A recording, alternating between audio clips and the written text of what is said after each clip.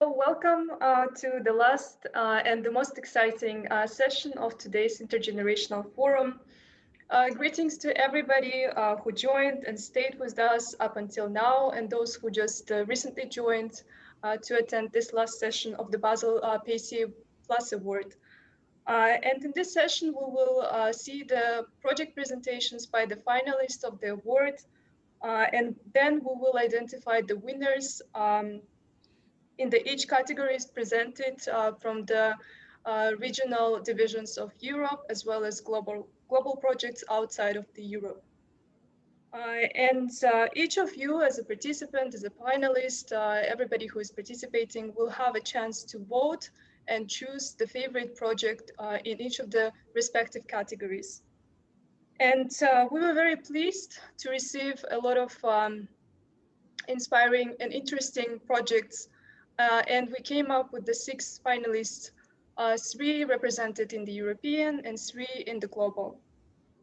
And on behalf of the Youth Fusion, we would like to express our gratitude to the contributions and the support coming from the Professor Andreas Niedecker, the President of the Basel Peace Office, and from the Canton Basel City Stadt, the Lucas Ott representing the City Department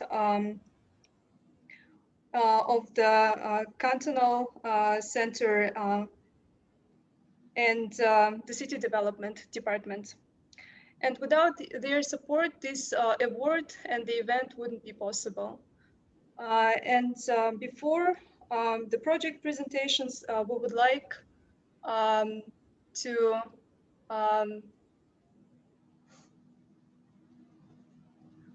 to give an introduction to the Basel PACEY Award to Professor Andreas Niedecker. Andreas Niedecker, please, the floor is yours. Okay, just very few things I want to say. I'm happy to. The voting process was quite extensive because we had many good projects and it took a while. As you know, PACEY stands for something. PACEY stands for peace, for abolition of nuclear weapons, for climate actions, for engaged, and for youth. PACEY, that's what PACEY means. So we have learned this afternoon that things are interlinked. Promoting peace means, for example, advocating against arms exports and promoting nuclear abolition, advocating for lesser expenditures of weapons means that in many countries the violence would decrease and free substantial amounts for social programs. And promoting climate action could directly deal in many regions with the preservation of the human habitat and decrease migration and therefore global tensions. So everything is interlinked, and it's important today to realize that we need to work interdisciplinary. We cannot always focus only on one thing. We need to find groups and alliances to work together, and this is another secret I have learned in my long life, that interdisciplinary work and cooperation is highly important. And just to add to some of the questions before, youth has an enormous potential to achieve something politically by politely and directly and without fear addressing people who are in a position of power. So just go ahead and do that. I now look forward to the voting process and will take part. And I'm very interested to see the finalists and the winners eventually. Marzhan, I give it back to you. Thank you, Professor Andreas Niedecker. Now we would like to familiarize you with the voting procedure, and we will have a round of practice test run. And for this, I would like Alan to give us your so give us your assistance. Yep. So we're going to do a trial run of the voting system. We're using Zoom poll, and basically we'll be running 2 polls. So the first poll when we do the real voting, will be for the projects from Europe, and the second poll will be the projects from beyond Europe. And we'll run them as two simultaneous polls. So the actual voting will happen after all of the presentations are made. Now for the trial, so you get to do the system, we've just chose two random questions to sort of like simulate, you know, the voting again with three choices. So I'm going to put them up on the screen. You'll have basically two questions to answer. Each one you make your choice of one for question one and one for question two, and that will familiarize yourself with the way the voting will happen later. So I'm going to do that now. I'm going to launch the polling, and then I'll close it when we've got virtually everybody or everybody has voted. Here we go.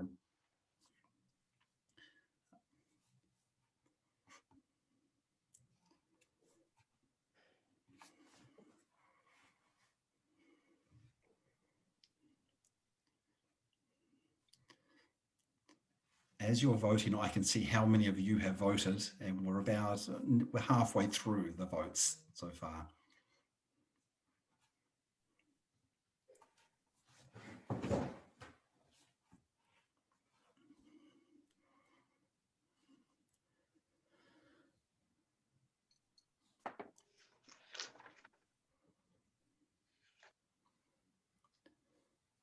Okay, we're 3/4 of the way, so 3/4 of you have voted. We've still got a quarter still to cast your votes.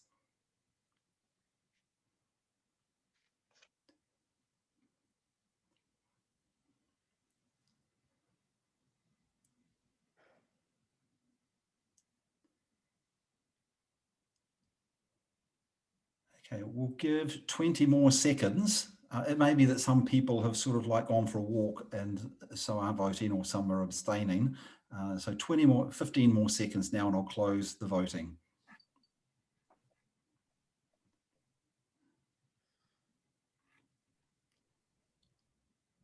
Okay, you have 5 more seconds to do your vote if you haven't voted. 3, 2, 1. I'm closing the voting. I'll just enter it. Now I'm going to show you the results. And so we just did these two random questions. The first one was, what would be your favorite pet? And it's pretty even here between a Siamese cat, a Maltese dog, and a snowy owl. The snowy owl, I think Harry Potter fans will recognize that one. It looks like the cat has just got the most votes there. Okay, so you see how it works. And the second one, oh dear, I'm a little biased here. This is my Prime Minister from New Zealand, Jacinda Ardern, beat both Greta Thunberg and Barack Obama as who would be your choice for the next Secretary General of the UN. Okay, so I think you all see the results on screen? You can see that? Okay, so now you see how the voting works. Good. Thank you, Alan, for this technical assistance. Now we can continue, and I would like to inform the audience as well as the finalists that each of the project presenter will have maximum of 7 minutes. And when 1 minute will be left until the end, you will get warning from me. And each project presenter will be able to answer 2 short questions from the audience, which can be asked using the Q&A box here down below. And as for the presentation from the finalists, we will have different types of them, either live presentation or the video presentation. And some of them have also mixed mode as well. And without further ado, I think we can start with the first presenter, with the first finalist, who is Rastislav Shutek, representing the Platform for Peace and Humanity with the project called Towards the Enforcement of the Right to Peace. The project is in the category of Europe and representing the country of Slovakia. Thank you, Marzhan. It is amazing to see so many youth projects, and we received many insightful thoughts for our future work. We at the Platform for Peace and Humanity have decided to nominate a project which, with its name, basically defines the very essence of our mission. I think now it's the right time to play the video, and after that I'll be happy to answer any questions. Is that working? Humanity in the world by Yeah. international law. In three pillars of our work, we raise awareness about violations of human rights and international crimes. We provide perspectives on international justice with our leading research project focusing on war crimes and crimes against humanity committed in Ukraine. And we advocate for compliance with international law and encourage states to ratify and implement essential international instruments.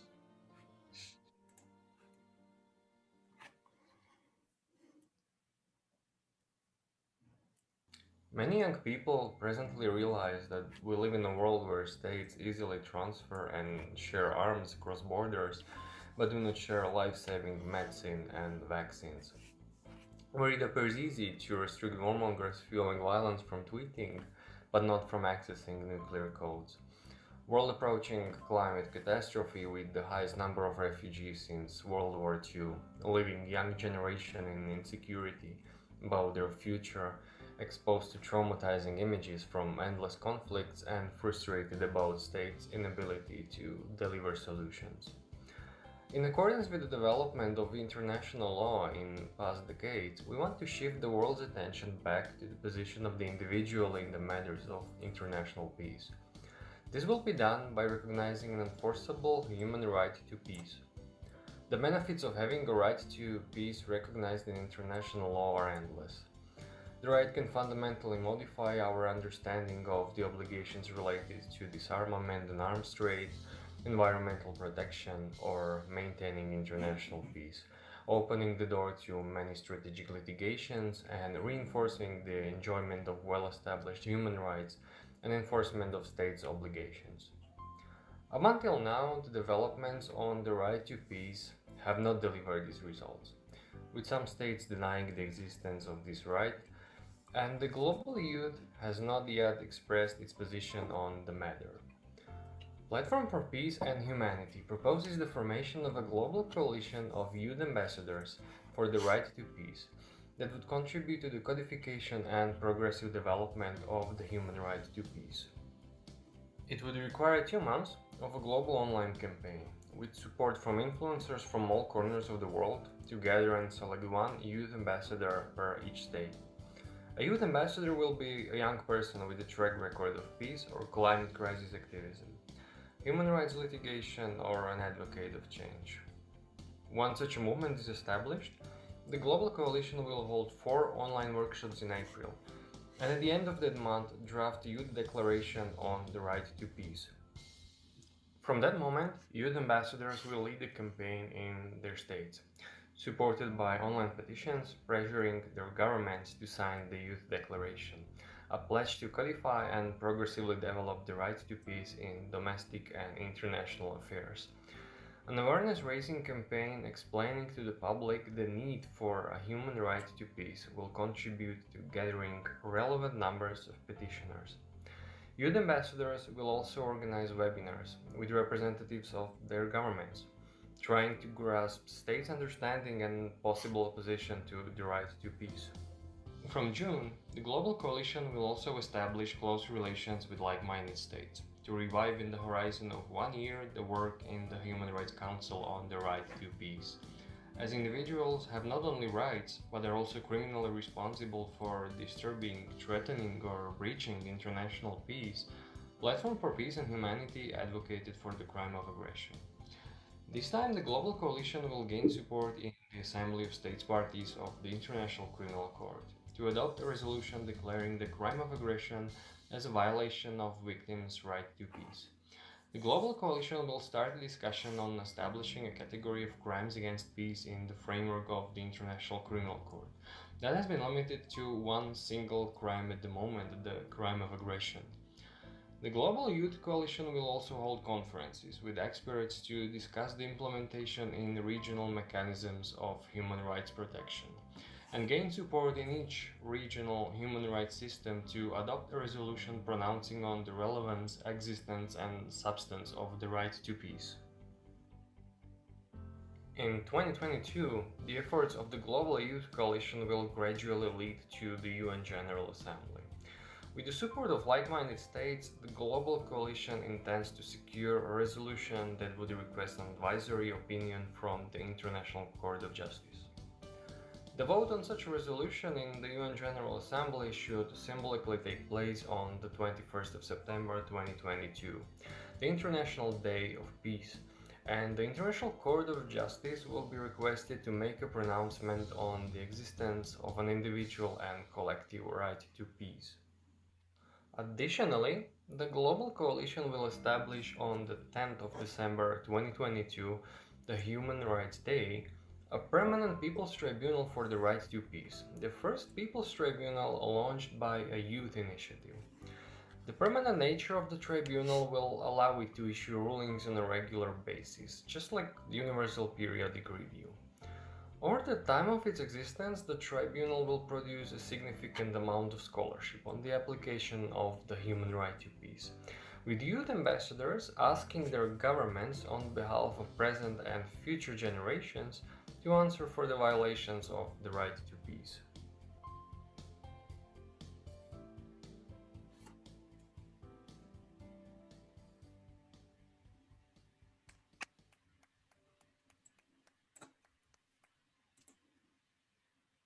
This was our first presentation, and I see that there is one question in the Q&A. I'm going to read this out. You have a very ambitious work program. How many people are you going to be working on this campaign, and how do they sustain themselves? So we plan to utilize all the human resources that we have in our organization. There will be, as mentioned in the video, 2 months of heavy online campaigning with the use of influencers. And by that, we aim to recruit 1 youth ambassador per each state, meaning that we will have at least 200 people working on this project. We plan to, of course, use the funding, the internal funding from the project gained from PACEY Award. There's also external funding that I have mentioned occasionally in the video, allocated to certain stages. And of course, we will be planning to fundraise publicly, as the main point of this youth initiative is to build a grassroots movement, which should be sustainable in itself in the long term. Thank you for your answer. I hope Kiel Kune was satisfied with the answer.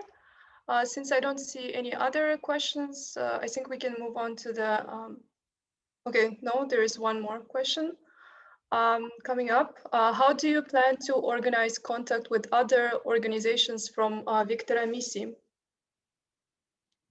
By other organizations, I guess it's meant NGOs. So there is this youth declaration on the right to peace, and we already know that Spanish Association for the Advancement of Human Rights Law have made a similar declaration before. We plan to have something as patrons of the youth declaration, meaning people that are not only influencers but are also publicly known, and they can sign this declaration. That would mean also for other NGOs. As for public organizations, IGOs, the plan is, if COVID allows, of course, physical contact, but the very first stages of the project will be done remotely. As I believe it's clear from the video, there will be webinars, there will be online activities, and 2022 should be more inclined to our physical contact, and for that period we have prepared the UN General Assembly campaign. Thank you for your answers, and thanks to the audience for being engaging and asking questions. So now I think we can move to the second project in the European category. which is represented by the project called Enhance Peace. This is the project of Religions for Peace European Interfaith Youth Network. The country represented is Bosnia and Herzegovina from Europe. And there will be video presentation. And I would like to give the floor to Leila Hasandedik Dapo for the introduction. Thank you. Floor is yours. Thank you. Greetings of peace, everyone. It is my great pleasure to be here today with you and to represent European Interfaith Youth Network, which is a youth network within Religion for Peace Europe. We are a youth network of organization in either interfaith or faith-based from all over the Europe. And we strongly believe that the greatest change are coming from all of us, from the grassroots level. So we want to invite all of you sitting over there to join our project and to join our video. So we would like to enhance peace together, and I would like to ask our colleagues to play our video and for all of you to enjoy. Thank you. Religions for Peace European Interfaith Youth Network recognize the importance of the continuous, multi-religious and cross-sectoral approach to enhancing peace and environmental protection. Due to numerous factors, the situation in Europe and across the world is troublesome when it comes to peace and climate protection, and requires active participation and bold actions. Religious people, be it officials or lay people, and faith-based organizations are well heard and listened to by 80% of people around the globe because of their role as spiritual leaders, but also because of their well-structured infrastructure and wide reach to people. We have decided to work on this project because of the two problems that we identified.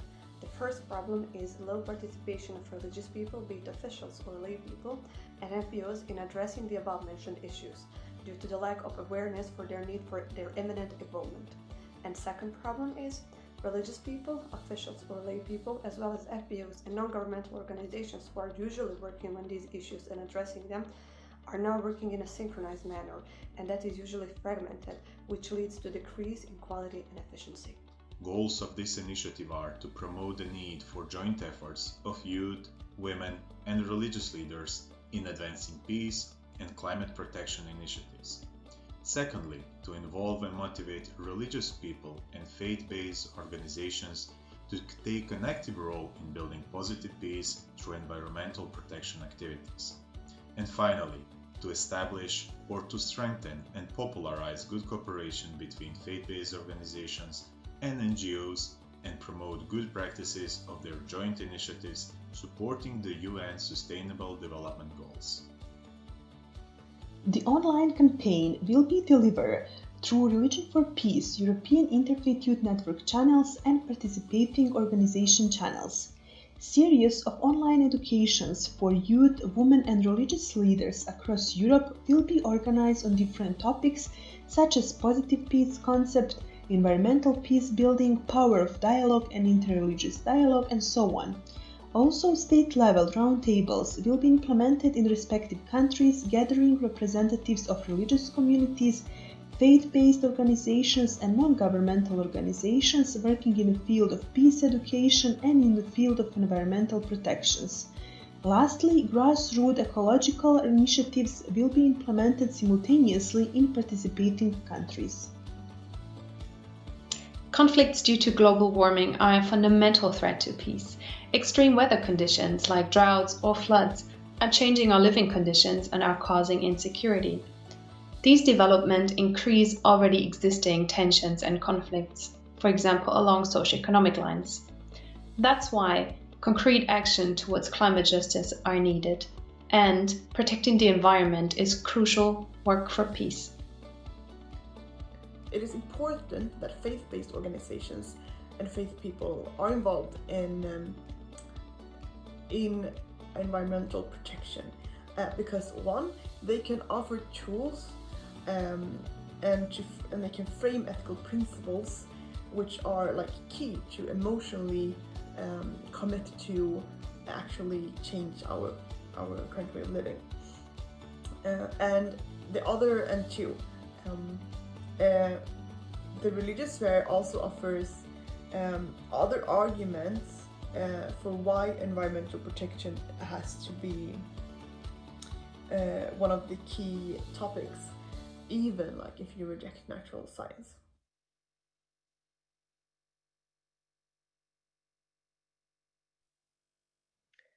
Thank you. To the second finalist of the project of Religions for Peace, European Interfaith Youth Network. And now we can move to the question and answers part. And we already have one question from our active participant, Kiel Kühne, asking, has your initiative organization done anything similar before? Yes, the reason why we decide to promote this project is because we have a lot of experience within our network, because as I mentioned, we are a big network of the interfaith-based youth organization from all over the Europe, which are working on similar projects like this. Some of them are focusing on promoting peace, dialogue, interfaith dialogue, environmental peace building project, and other are more focused on environment through their faith initiatives. So we have a lot of experience within the network, and we would like to utilize and use all this experience and knowledge, and maybe something that didn't work in a previous project, we would like to learn from that experience and now to realize it within the scope of the current project. Thank you, Leila. I'm just going to wait for more questions to come up. If somebody would like to ask a question regarding this project.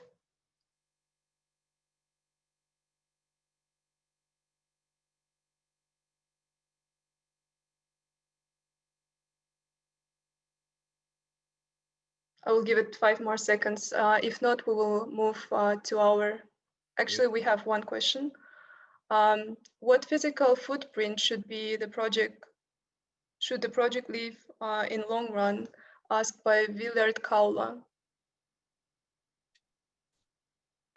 So there will be a lot of things that will be, let's say, left behind. As I mentioned at the beginning, we believe that change are coming from all of us individually. So we strongly believe even if we change point of view of understanding of anyone here, it will already be big change. So we hope that we will be able to gather groups of the youth people all over the Europe that will be more aware about environmental problems, that they will promote peace building activities, and then as a result of it, we will have plenty of workshops digitally that will be left behind us. There will be toolkit as a result of our positive practice that we will gather on one side. But if we focus more on the environmental aspect, one of the point of our project is that we aim to build 3, and that all of our participants will build 3, and that they will raise awareness about environmental issues in their local communities. So we hope that in the end of this project, we will have much greener and nicer place to live with all of us, and on the other side, more peaceful place for all of us. So as a result, we hope that we will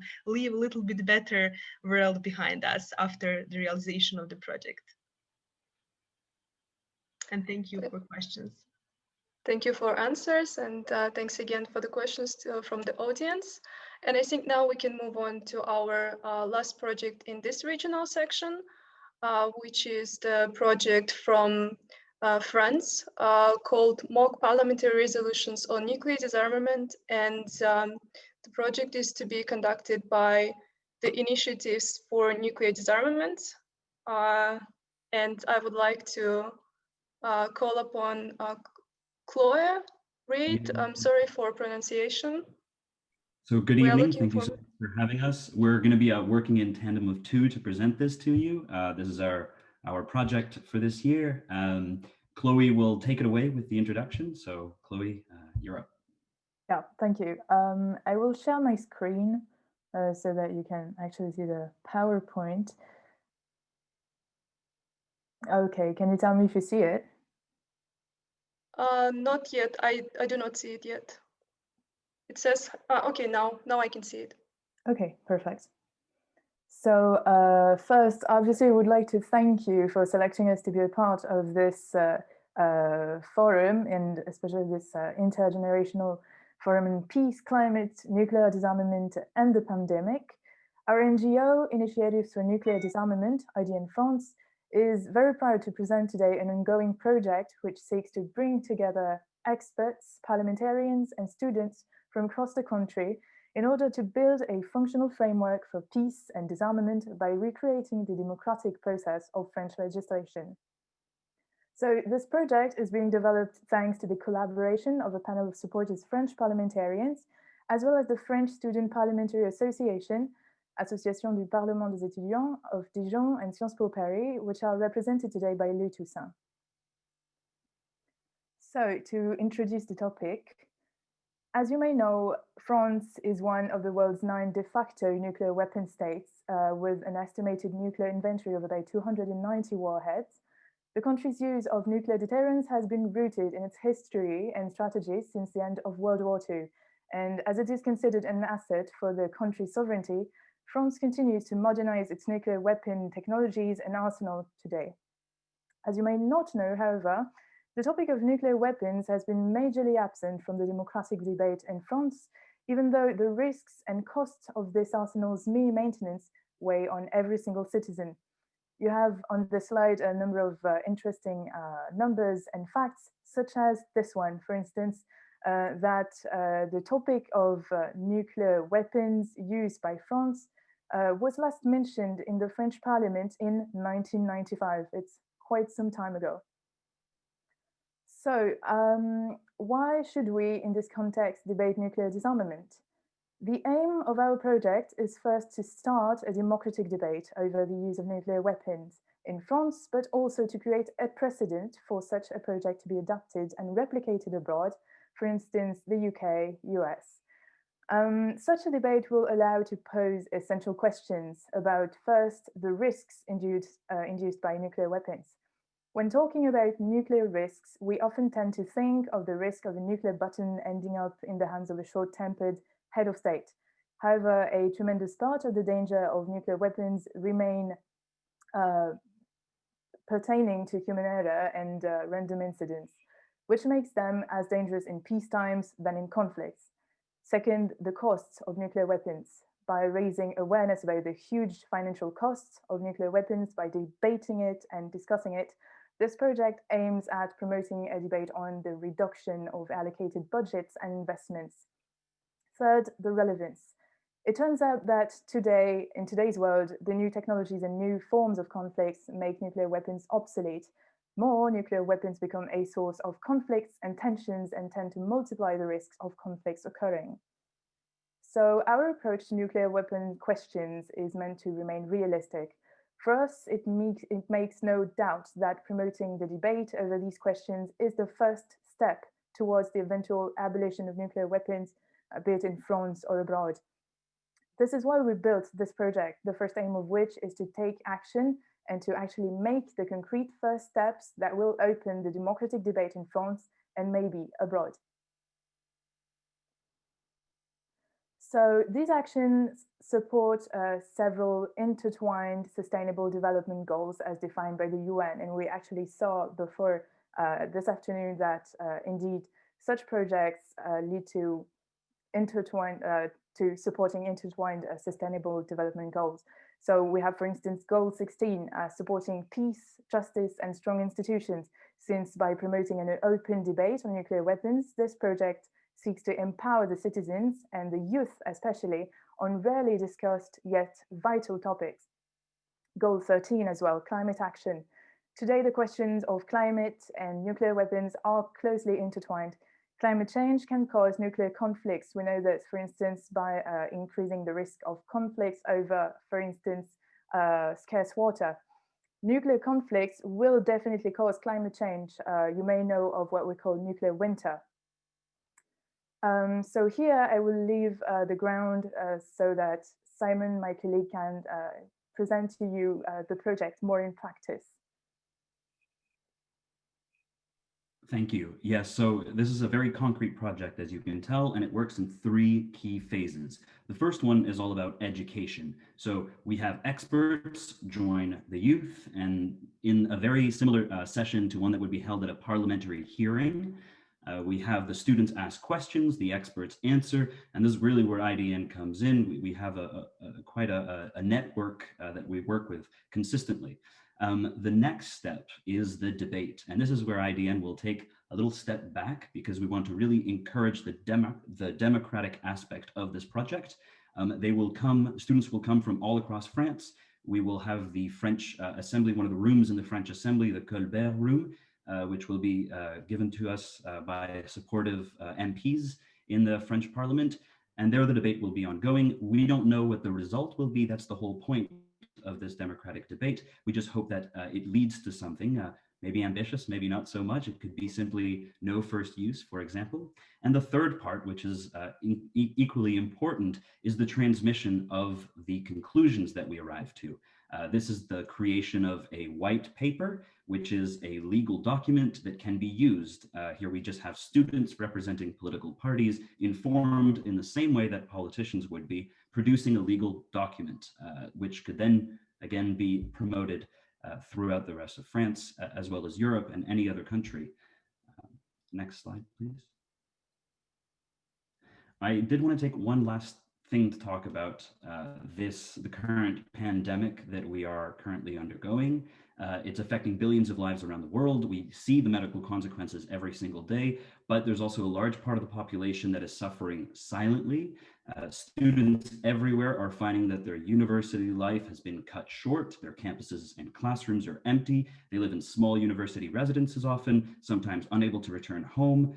We've seen student associations be completely blocked by this pandemic. And so it's been one of IDN's central prerogatives over the last year, especially in the last few months, to give French students the youth the opportunity to involve themselves in important debates, new projects, initiatives, really a reason to get out of bed in the morning. We were astonished to see the level of interest of university students for these types of events. In this past year, we held an eloquence contest, which is quite popular in France, and it turned out to be the largest eloquence contest ever held in France, with over 120 participants. We also held a mock UN debate, equally garnering a great deal of interest. So today, in partnership with, sorry, is it over? Your time is coming up. I was not. All right, sorry, I wasn't given a signal. I have one last sentence. Simply, I want to thank our partnership with the French Student Parliament. I know these types of organizations exist around the world in different countries, and so we just want to make sure that this project we are presenting to you is, it's intended to teach students not only about the dangers of nuclear weapons, but also include them in the democratic process of peace building and writing laws. I will stop there, simply leave you with a quote, and I won't even have to say it if Chloe can just go to there you go. So thank you again. Thank you so much. Thank you for having us. Thank you, Chloe and Simon, for keeping it on time. And thanks for your presentation. Now we are going to proceed with the Q&A session. And I have a question from our very active participant. Kiel Kune is asking, could a more direct climate angle be brought to bear in your initiative? Example, redirecting the 30+ billion towards addressing the climate emergency of linking with the fossil fuel non-proliferation treaty initiative. So that's a great question. We actually include in the panel of specialists people who will make those connections for the students. The angle that we can try to influence is to introduce them to these issues and really try to bring these issues to light. We don't want to get too involved in the democratic process, again, because we want to make sure that it's something that comes freely. So we will orient it best we can by giving them these experts that will tell them about such possibilities of legal frameworks and what they can do in order to achieve some amount of change. Divestment is one of them, obviously. There are many other tools that some of them were actually discussed today by the Move the Nuclear Weapons and Youth Fusion, so I won't get too much into it, but again, the way we will direct it is by simply informing them, giving them the necessary skills and basics to understand where change can happen. Thank you for this answer.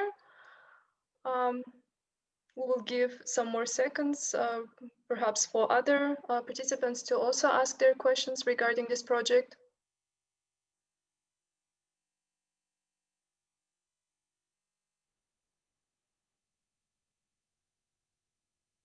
By the way, Chloe, if you have anything to add with regards to the previous answer, please feel free to do so. Yes, no, you answered quite completely. So I don't see any questions so far. So perhaps we can move on to the second part, presenting the projects outside of Europe, the global projects, and we are done with the first part of it, where we have seen and heard the projects from Europe, which were covering a variety of issues in an interdisciplinary way. And since I don't see any questions coming up, I think we can proceed to the second part of our project presentations from the finalists. So now I would like to invite to the floor the project titled World's Youth for Climate Justice, which is a joint initiative of I Am Climate Justice, Pacific Islands Students Fighting Climate Change, and the Caribbean Youth Environment Network. And the presentation will be done jointly by the team consisting of the members such as Ayofe Fleming, Julie, and Miguel. And I think they will start with a short introductory video. So please, the floor is yours. Thank you very much. We are the World's Youth for Climate Justice, and we are on a mission to take the world's biggest challenge to the world's highest court. With rising sea tides, a higher frequency of extreme weather events, and loss of ecosystems, the climate crisis is threatening human lives today and the livelihoods of generations still to come. Courageous youth leaders have put the climate crisis on the global political agenda. But the world is still learning how to put human rights at the heart of that conversation. The climate crisis poses an immediate and non-discriminating threat to peace, security, and stability everywhere. It is time we treat the climate crisis as the human rights issue that it is, and address and mitigate the climate impacts through human rights-based solutions. We will try to switch over to a video now.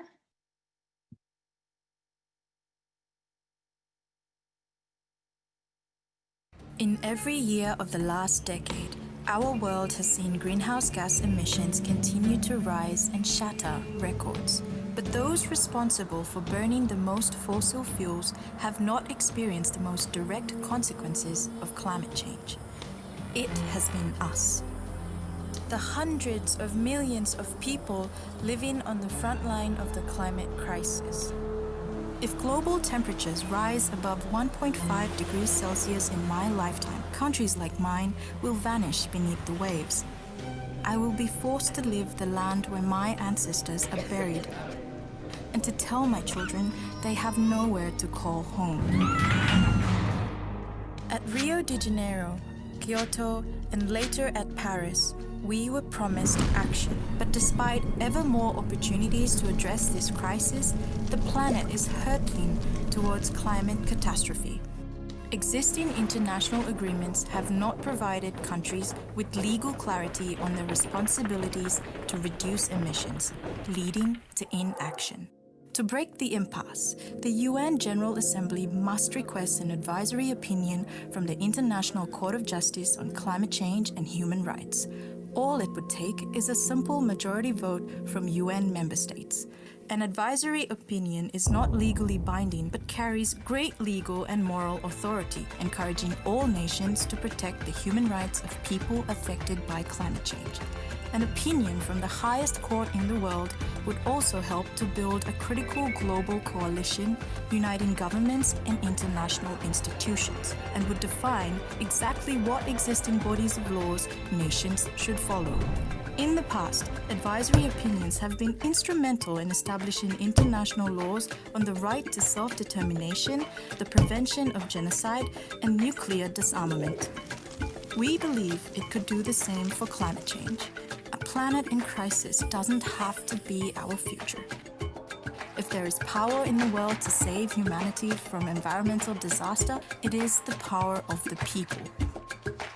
But time is running out, and we have to act now. Please visit our website to join us.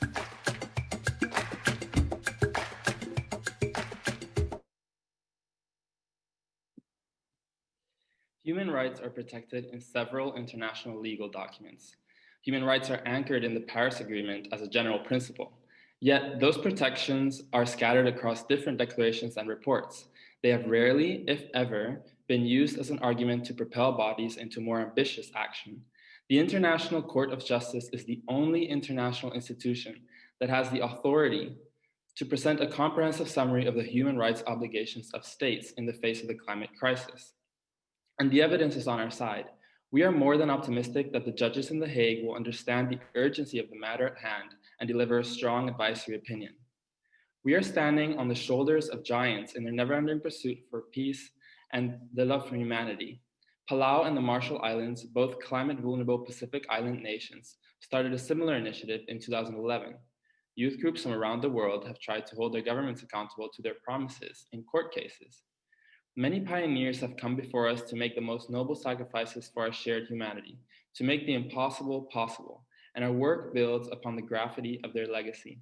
It is for this reason that it is a great honor for us to stand hand in hand with our very inspiring co-finalists in the presence of champions who have set the path for us. The World's Youth for Climate Justice is unique because we seek to yield the power from existing networks of youth activists and combine their determination with the expertise of legal thinkers, experts, and campaigners. We hold meetings across different time zones, combining our individual experiences to build collective strength in order to mobilize awareness, support, and activism for an advisory opinion. We seek to persuade our governments to vote in favor and support the advisory opinion to protect the rights of current and future generations. Youth leaders from around the world have already started campaigns in their own countries to put pressure on their governments. World's Youth for Climate Justice provides these young advocates with resources and skills training on how to successfully organize those national and regional campaigns. Together, we are united on the journey towards global progress on intergenerational equity. We are grateful for all the work that youth leaders from around the world are doing for climate justice, and we appreciate the nomination today as a recognition of their efforts. By winning the award tonight, we can shed light on their efforts and together walk the road to the International Court of Justice. The climate crisis affects the human rights of all of us. Therefore, we hope that you will join us on our journey to the International Court of Justice. Thank you very much. Thank you for your presentation to Miguel, Ayofe, and Julia, and thank you for keeping it on time. Now we are going to proceed, as usual, to the questions and answers section. So again, we have a question from the most active participant, Kiel Kune. Oh, sorry. No, I'm wrong. Actually, no, he has a question. But before that, there's one more question. So asked by Rick van den Brink, what are some of the concrete activities that you are undertaking? Thank you. We see the advisory opinion and the path to the International Court of Justice not as the end, but rather a way to integrate human rights into the climate discussion. So we do this, for example, also through peer education. We have organized, during the pandemic, we have organized an online summer school where together with our peers, we can learn about how the climate crisis affects all our human rights. Next to that, we're also working on collecting evidence for when we do get to the International Court of Justice. So we're doing, for example, storytelling activities because each individual around the world has their own story about how they're dealing with the climate crisis. And I think what's really important here is that we're a global campaign who's working across different regions. So each region has their own reality, but we hope by combining the stories and the efforts, we are able to build a global movement to integrate human rights in the climate discussion.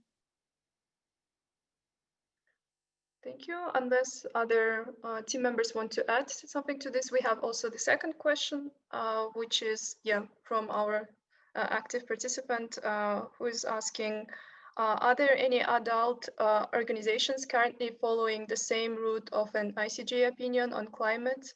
And are you collaborating with them?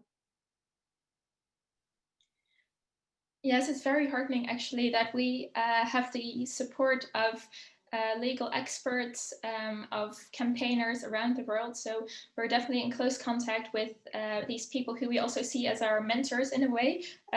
Intergenerational collaboration is something that's so important, and we really do believe we can learn a lot from these people. So we try to work with them, for example, through regular meetings, learning from the way they think about human rights. We're also setting up a academic conference in which we can further the discussion. So definitely there is a lot of intergenerational collaboration.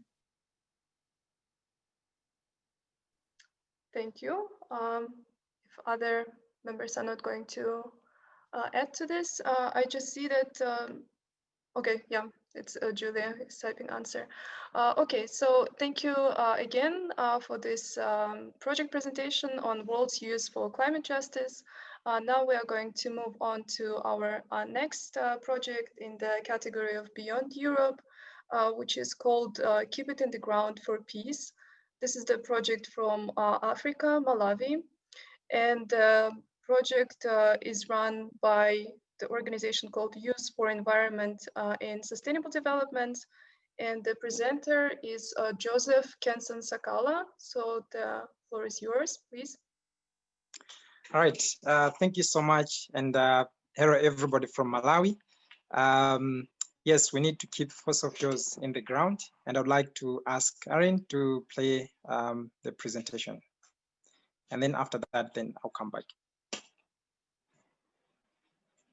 Thank you.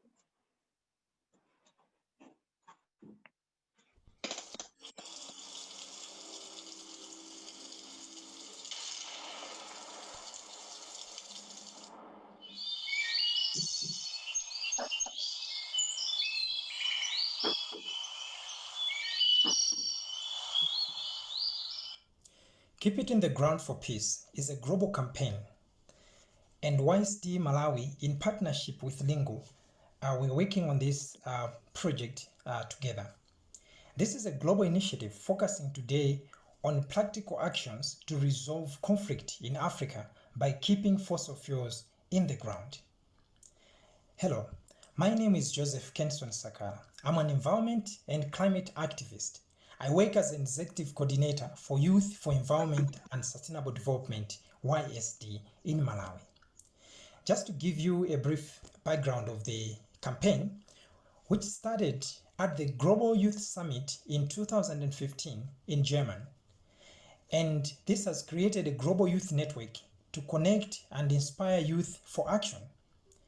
Of course, over the years, we've managed to mobilize the global youth community and organize a global climate strike in 2015 in leadness to COP21. We also wrote letters to heads of state and politicians demanding to keep fossil fuels in the ground. Over the years, the campaign has been gaining momentum in Africa and spanning from petitioning authorities in Malawi to stop fossil fuel extraction, and also young people organizing the local demonstrations demanding for coal divestment. We've also conducted capacity building workshops with youth leaders as they carry the vision of the present and the future generation. Of course, the struggle has been inspired with some positive steps along the way, which brought relief to the different challenges that we meet along the way. For example, we participated in enhancing coal divestment to renewable energy. So far, tax on solar and gas in Malawi has been reduced, and the bill was passed in the Malawian Parliament. This was really a good day for the struggle. We also fought companies producing thin plastic bags, and the courts have upheld banning of thin plastic bags in Malawi. This is just one preliminary step towards confronting big coal polluters. Yes, we must stop them. We have also managed to secure some spaces on local radio and TV to bring more awareness on fossil fuels and renewable energy. This will also engage the public into critical discussions on fossil fuel divestment and also investing in renewable energy. Of course, we are using every opportunity available to maximize the campaign. For example, we've conducted awareness on fossil fuels and also talking on opportunities in renewable energy using radio and television programs. Of course, majority of rural masses have limited internet access, hence the use of radio. And also COVID-19 has also made it difficult for physical engagement and also even traveling. Yeah, the struggle is little comrades and it's demanding urgent attention. As you can see, one of the struggles we have, it's about the Lake Malawi. This is the most diverse lake in the southern African part. Diversity in terms of housing 1,000 different fish species. One of the species being the cichlids, which is only found in Lake Malawi across the world. And as I speak, these are on the verge of being exploited. Tensions rising between Malawi and Tanzanian communities have already started over land and resources. And as we might see, there are so many vulnerable people solely depending on Lake Malawi for their day-to-day life. And this will be a catastrophe if a project starts on a place, on a lake, that people call them their home and their source of livelihood. Already we have Lake Chirwa in the southern part of Malawi, which has dried because of climate change. And we cannot afford to waste any more water resources, as already the demand is increasing on Lake Malawi after the drying of Lake Chirwa, as all these fishermen and different people that use the lake are now depending on Lake Malawi because they can no longer rely on Lake Chirwa. Of course, moving beyond, we are also facing issues of conflict in Africa at Okavango Basin, the Africa's biggest peace park, spanning 5 countries as you can see in that picture.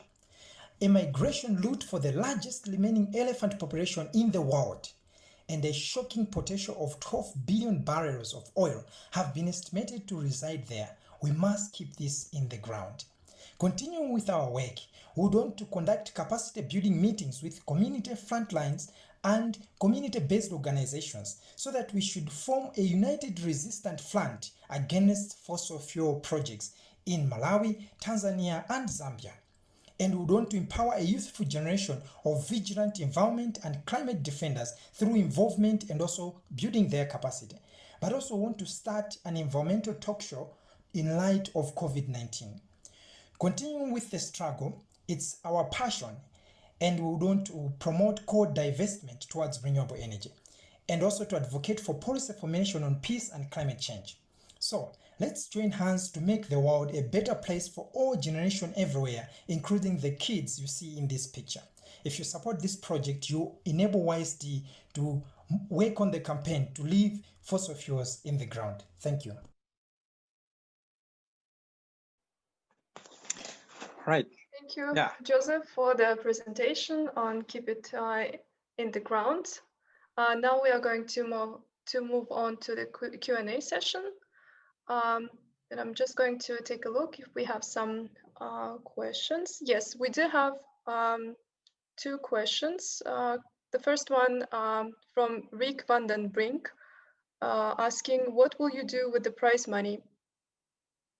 Well, as highlighted in the project, there are a lot of existing gaps in young people and also in the communities. So straight away, we are going to conduct capacity building trainings with young people who are in the frontliners from the vulnerable communities so that they are empowered and also they are on the forefront from the grassroots level, not just from the national level.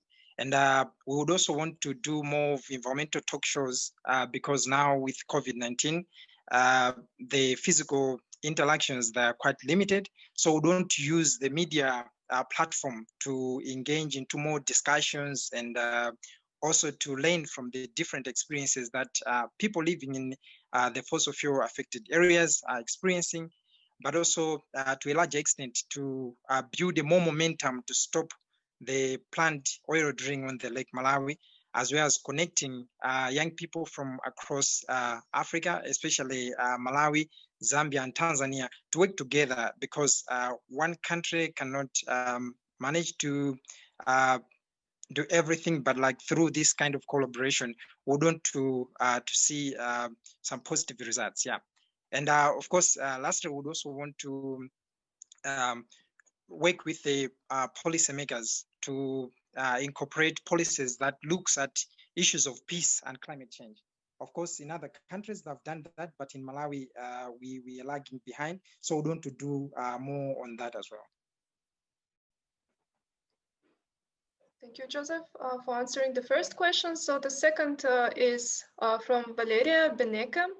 Thank you for your presentation. I wanted to ask how this initiative would work within LDCS, considering their national capabilities. Yeah.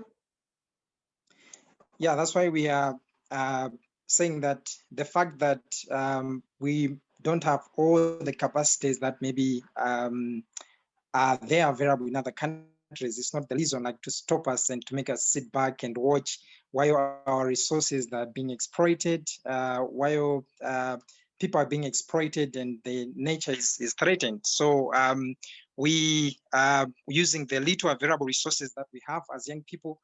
You know, we don't need billions of money to get mobilized and to get on the ground. So there's a social networking which is already there. And as you can see in the picture, we have already done different campaigns. We've been able even to influence changes like in the banning of plastic bags, reducing taxation on renewable energy. So through the same means, simple as they look, but we want to increase our connectivity to engage other young people like from Tanzania and Zambia, and even those youth on the grassroots in Malawi.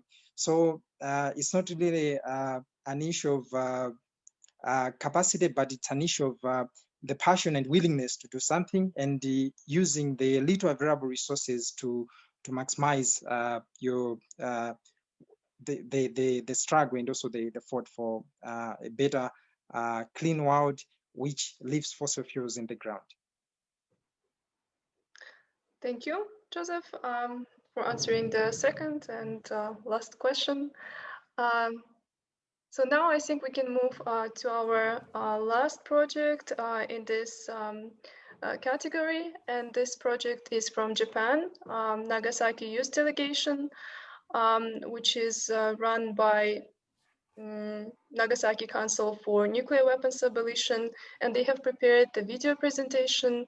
And due to the time difference with Japan, they are not able to present it themselves, but they have sent us their videos. And I'm going to try to play it, and I hope that this time you will be able to see it as well as follow it.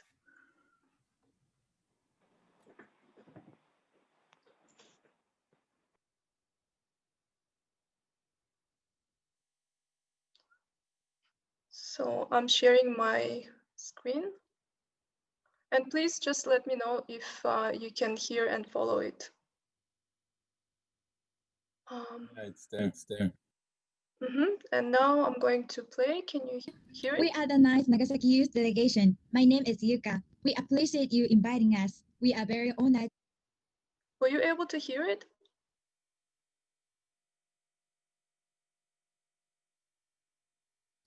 Yes, we hear it. Explain to the people that we run it. Okay, so I'm going to play this video again from the very beginning. So just for information, we have speed up the speed of the video in order to keep it under the time limit that was given, because as you can see, the video is almost of 8 minutes and everybody got 7 minutes. So I hope you can all follow it. Hello. We are the nice Nagasaki Youth Delegation. My name is Yuka. We appreciate you inviting us. We are very honored to be here as one of the finalists. So let me start our presentation. First, I will explain our background briefly. In August 1945, 2 atomic bombs were dropped. One was on Hiroshima, and another one was here on Nagasaki. Until December in 1945, 140,000 people died in Hiroshima, and 74,000 people died in Nagasaki. Some of victims, we call hibakusha in Japanese, tell stories about their experience. However, the average age of them reached 83 years old, and we have much less opportunities to hear stories from them comparing to before. Then, who shall inherit their appeals to the world for aversion of nuclear weapons? The answer is simple. Young people like us have to do that. We, Nagasaki Youth Delegation, are determined to bear the responsibility to continue the movement toward a young world without nuclear weapons. Next, Hikaru will explain about details of us. Hello, my name is Hikaru. I will explain you about details of us. The Nagasaki Youth Delegation is a human resource development project organized by the PCU Nagasaki Council for Nuclear Weapons Abolition, which consists of Nagasaki Prefecture, Nagasaki City, and Nagasaki University. The Nagasaki Youth Delegation was established in 2013, and since then, about 80 mainly college and graduate students have been trained and acquired touch of real politics in the world through study sessions, meetings, participation to international conferences, peace education, and other events organized by the members. Now, many former members are working as journalists, teachers, NGO staff, or measuring nuclear disarmament in graduate schools. Next, Kaede will talk about activities in 2020. Hello, I'm Kaede. I will explain our activities. At the beginning of 2020, we started to participate in the NPT review conference. We had a series of study sessions on nuclear disarmament and the NPT. We invited many professors, diplomats, journalists, activists, and UN staff. We also had field trips to learn tragedy of Nagasaki and Hiroshima, including meeting with hibakusha. We also spent a lot of time and efforts to design and formulate our presentation to be conducted in the UN as a side event on the NPT review. In addition, we plan to visit Japanese school there to have peace education session. However, because of the COVID-19 pandemic, the NPT review conference was postponed.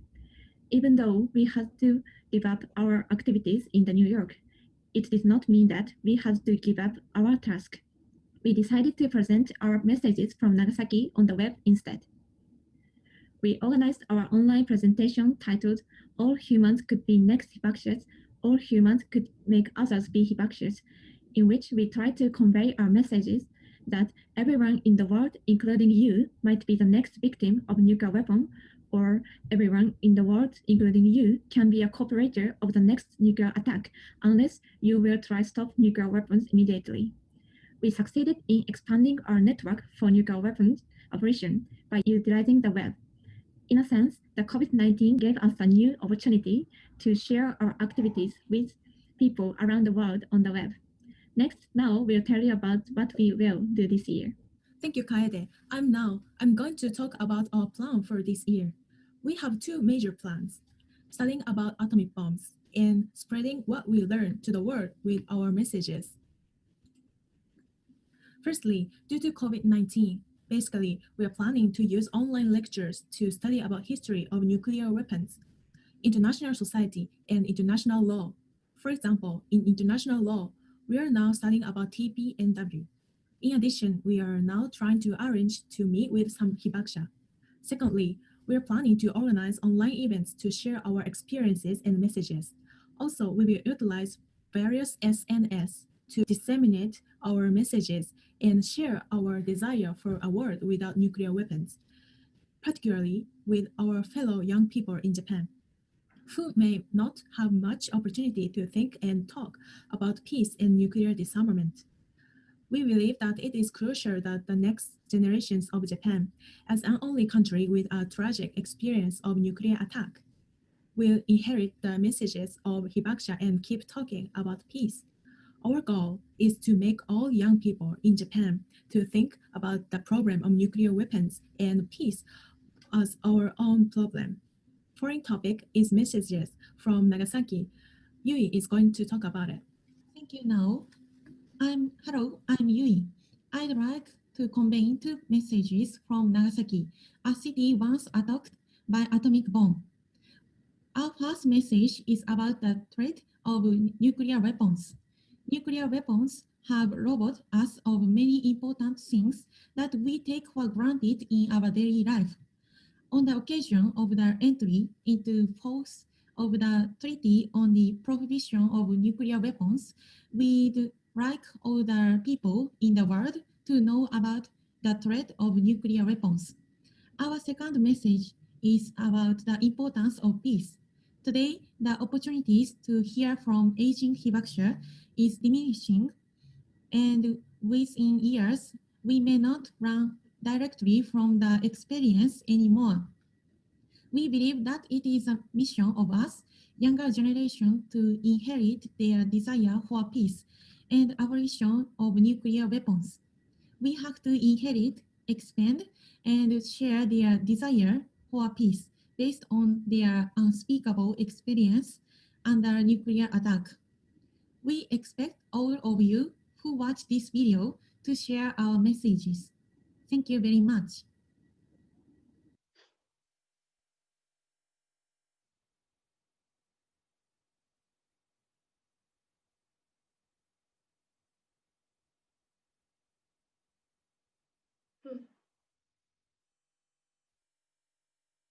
Okay. I'm not sure how I'm able to leave this. Alan, could you please? Yeah, thank you. So this was the last project, which is in the nomination for a global project from Japan. And the Nagasaki Youth Delegation is one of the member organizations for the Youth Fusion. And since they are not able to answer the questions here live, but you will have an opportunity to ask some non-specific questions to either myself or Alan, because we have known Nagasaki Youth Delegation. We have met them during the NPT, Non-Proliferation Treaty conferences. So please ask your question.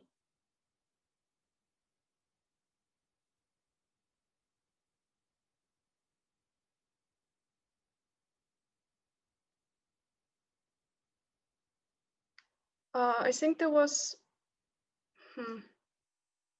I don't really see any questions so far.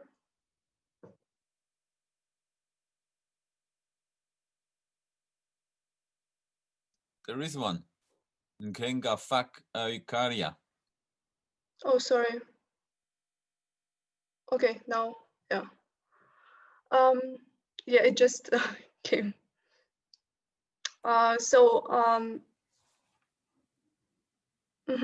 So great work from the Nagasaki delegation. May I know some of the topics in peace education that the Japanese project teaches youth? Maybe I take that one because I've visited some of the classes that they've been leading in Nagasaki, and also seen some participated in some of the workshops that they've been running in Geneva and New York during the times of the NPT review conferences. The principal approach of the youth delegation is to educate about the impact of nuclear weapons, as happened, for example, in Nagasaki and in Hiroshima, and to ensure that the knowledge about the impact of nuclear weapons is transferred from the older generations who were either around or it was passed to the newer generations. But beyond that, and they're working on the program very closely with RECNA, which is the Research Center for the Elimination of Nuclear Weapons, and the Nagasaki University. They're also doing a lot of work on global security issues that give rise to reliance on nuclear deterrence and alternatives to that, including, for example, the role of the United Nations, how to resolve conflicts and provide for security without relying on nuclear deterrence, and how to also address these issues in regional, not just global situations. So the global situation is one part, but because they're in Japan, they also do quite a lot on Northeast Asia. And that includes, for example, ideas like the establishment of a Northeast Asia nuclear weapon-free zone, and they've had a number of expert workshops held in Nagasaki about this, that the youth delegation has been engaged in along with the university and with RECNA, the Research Institute. So that's part of it. There's a little bit more that I think we saw some of that in the presentation as well, but you can see that there is a comprehensive approach to the idea of knowing about nuclear weapons and finding ways of having security without them in order to achieve a nuclear weapons-free world. Thank you, Alan, for answering that question. And we have one more question from Kiel Kühne. Is there a climate angle to the work of the delegation?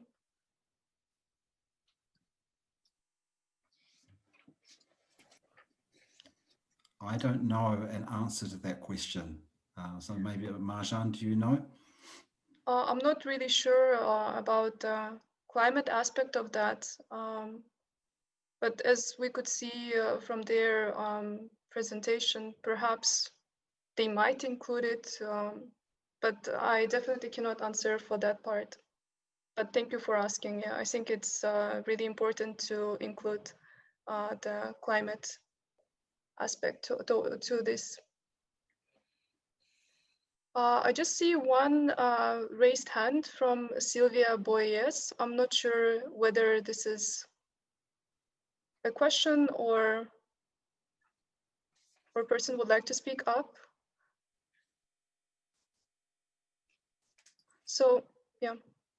I just wondered with the Hiroshima Nagasaki, I agree that it's so important, but I'm just wondering why the Japan isn't, have they worked out why Japan as a nation isn't fully behind the United Nations the United Nations Treaty on the prohibition of nuclear weapons?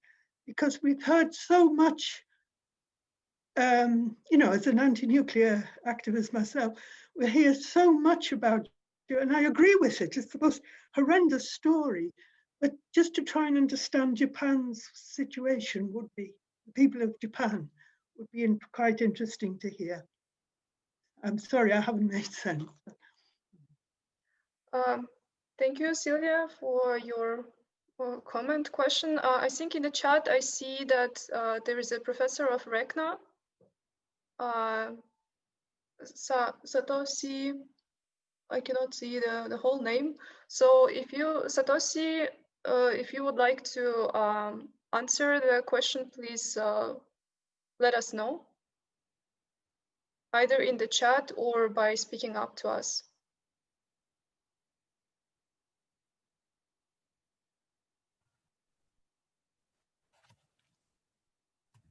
Hello, I'm Professor Satoshi Hirose. Hi, nice to see you. Because of the time difference, I advise my students maybe it's not a good idea for them to join. So instead, I'm watching this project. And yes, actually, Nagasaki youth delegations are handling the problem of nuclear power plants and talking about new energy resources. But that is not a major project or major part of the works of Nagasaki delegation. But some of former members are now very active in the field of climate change because they found a serious problem in there. So we do not ask the members of Nagasaki youth delegation just to concentrate on nuclear disarmament. And the attitude of Japanese government is a big problem, and maybe the main theme of the members of Nagasaki youth delegations and some of them, well, Nagasaki youth delegation is not a political organization, but some members are now very active to talk with local statesmen and so. Okay, thank you. Thank you, Mr. Satoshi Hirose, for answering to the previous question. And I see one more hand raised up by Gertrude Hara, but I'm afraid that we do not really have much time for other questions because we have limited amount of time and we have allocated only 2 questions per each project. So if you have questions, please address them either in the chat or directly towards the presenters, the finalists, please. And thank you for understanding. I think with this, we are done with the second part of the project presentations coming outside of Europe, the global projects. And now we came to the stage of conducting the votes. And for this, we are going to have a poll coming up, and I'm going to make a quick recap of the projects by listing their names as well as countries, but you should be able to see them as well in the poll indicated. So for the Europe award projects are the following in the consequence of their appearance. So the first one is called Towards the Enforcement of the Right to Peace by the Platform for Peace and Humanity from Slovakia. The second project is on Enhancing Peace by Religions for Peace Youth Network, the project from Bosnia and Herzegovina. The third and last project in the European section is from France, called Mock Parliamentary Resolutions on Nuclear Disarmament. Now moving on to the Beyond Europe projects, so-called global projects, are the following: the World's Youth for Climate Justice, Keep It in the Ground for Peace, and Nagasaki Youth Delegation. And I would like to ask everyone present to choose and select the favorite project that you think deserves the 5,000 euros financial support, as well as the award itself and recognition, an opportunity to have their projects being implemented. And I would like you to encourage to carefully choose the project according to the criteria that you might have set for yourself. And I think overall, we have had a variety of projects represented. We have had diversity of the themes covered, from climate to peace, from religions role, to the role of young people and nuclear disarmament. And I think that we are very delighted to have this set of projects being chosen as finalists. And we will be thrilled to know who is going to be the winner in each of the project sections.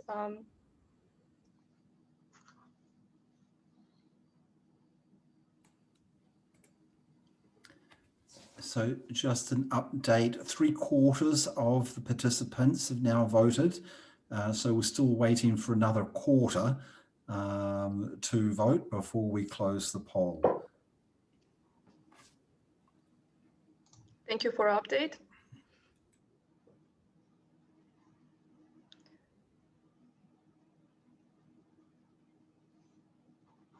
And I would like to remind to the finalists that they are also able to vote either for themselves or for other peer projects that they like to support. Can I ask, Alan, could we ask Hussein from Kosovo, who represents the group which, while we are waiting, who represents the group who won last year's PACEY Award, just to say a hello to the group, if Hussein is online while we are waiting. Thank you. I think it's a nice idea. Hussein, if you are with us, please let us know if you are able to turn on your camera and speak. If not, please just write in the chat so that we enable you. So just for information, Hussein is from Kosovo, and the project of education innovators on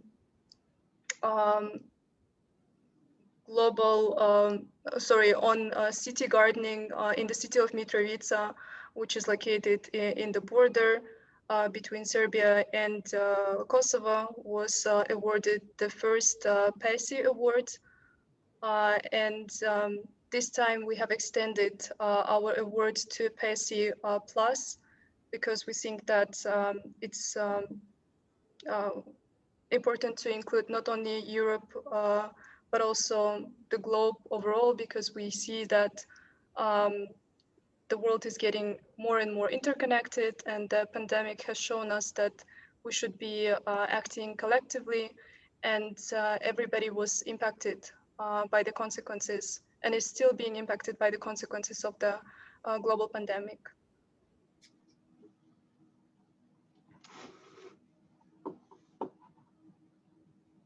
I don't think Hussein is online, and therefore you proceed, Marzhan and Alan. Mm-hmm. Yeah, thank you. Yeah.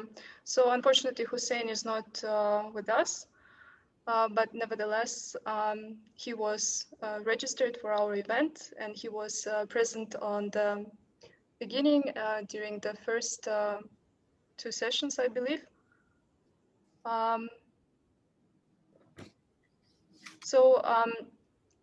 I see that there are some people in the chat writing that they experience problems of submitting their votes.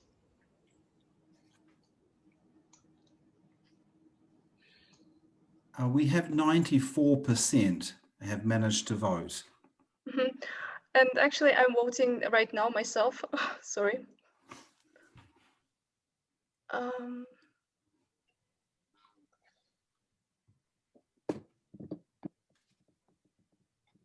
I have officially submitted my vote, so I encourage everybody else who have not done so to do it, please.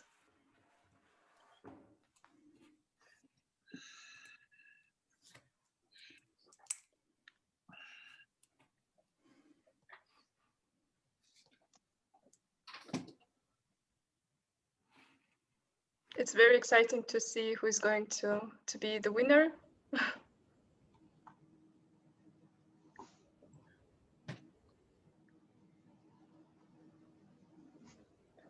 Okay, just an update. 143 of the 144 people on here have managed to vote. There's only, I think, one person who hasn't. Yeah, it's Mark Finot. He's writing in the chat that he cannot submit it. Ah, okay. So probably, Mark, could you please submit your vote directly to Alan or myself, or both of us? Okay, and I'm just checking the results in terms of percentage. One vote won't make a difference to either of the categories. But I'll just see what Mark is. What did Mark send in his vote? Not to me yet, but he got a message that he can send his vote. Okay. So I'm now going to end the polling, and we'll have the results. Do we need a drum roll? Da, da, da, da. Here we go. Da, da, da, da, da, da. Whoa. So we have the results of the voting. So I'm going to read them out for those who cannot see it. So first I will announce the winners in each category, and then tell the percentage range given.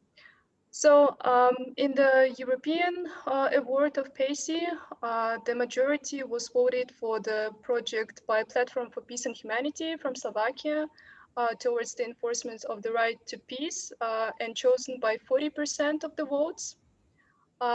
Next on the list is the project by France on mock parliamentary resolutions on nuclear disarmament, and the number of votes is 33%.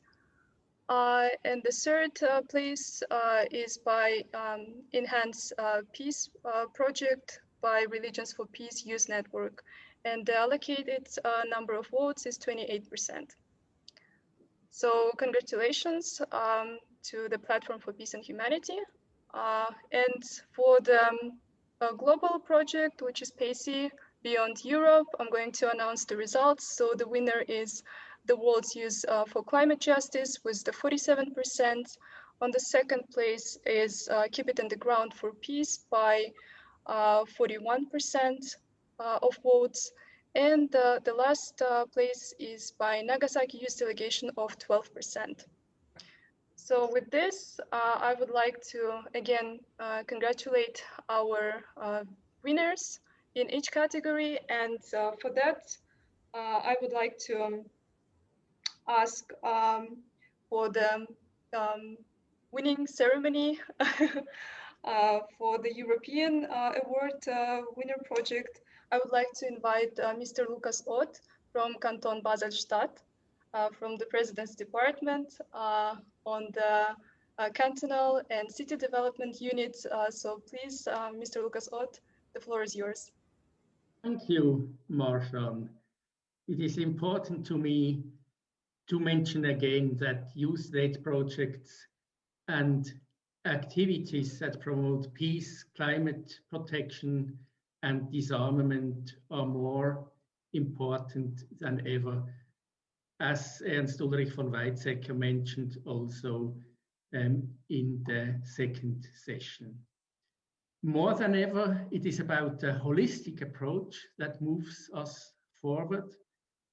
There is no sustainability without peace, and there is no peace without sustainability. We have now got to know different perspectives and civil society projects. Young people are always part of civil society, and it's crucial that they get involved and tackle change radically. With this in mind, I'm delighted to be able to present the PACEY Europe Award, and I think we have 3 winners, all of whom are in the third session today. I'm very proud of all of you, and I'm happy about your commitment, and I hope that we will hear about your activities and projects again in the next forum. Thank you very much. Thank you, Mr. Ott, for your congratulatory message. Here we would like to present the Electronical Certificate, which will be later on printed and sent physically. But for now, we would like to show it to you, to demonstrate you. This certificate is awarded to the winning project of today's voting procedure. And includes the signatures of our 2 main contributors. And thank you. I think we can move to the next winning ceremony of the projects Beyond Europe on the global one. And for this, I would like to invite Professor Andreas Niedecker to give your message and statement, please. Thank you, Marzhan. I am extremely happy about all entries and about all projects presented, and I'm happy to give the award to the group of the World Peace. Just a second.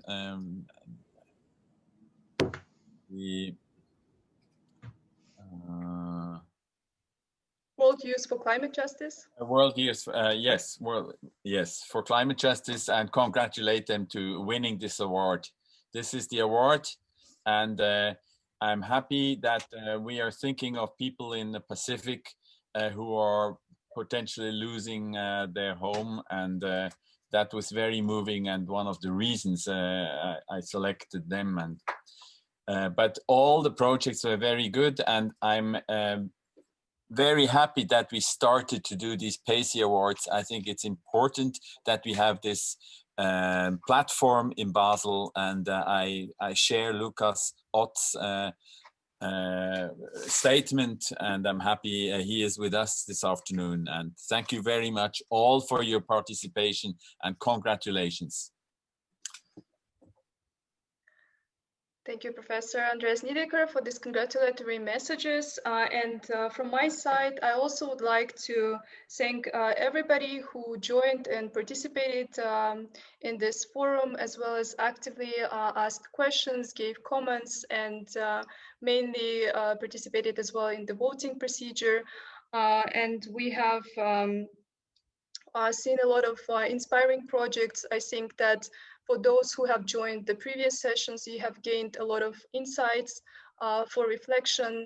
And for those who were part of this session, you have gotten ideas for inspiration, probably ideas for your projects. And I would like to also congratulate the winners once again for their projects, as well as the finalists for presenting their projects. I'm pretty sure that this is not the end, and that you will be able to implement your project despite not winning today. And we also would like to encourage you to stay in touch with us via social media by following up and joining our future events, which we have coming up very soon. And I also wanted to express gratitude to the team behind organizing the Intergenerational Forum, as well as the assistance, the technical assistance provided by Alan, and to the whole team who was contributing. And finally, as well, I also would like to say many thanks to our sponsors of this event who have contributed financially for these awards to have a monetary support for each of the projects of being given 5,000 euros per each in the selected category. Again, to Professor Andreas Niedecker, to Mr. Lucas Ott from the City Hall of Canton Basel-Stadt. And with this, I would like to thank again, and I would like to wish you to stay safe and healthy. And we hope to see you next year, and good luck with all of your endeavor and the projects. Thanks.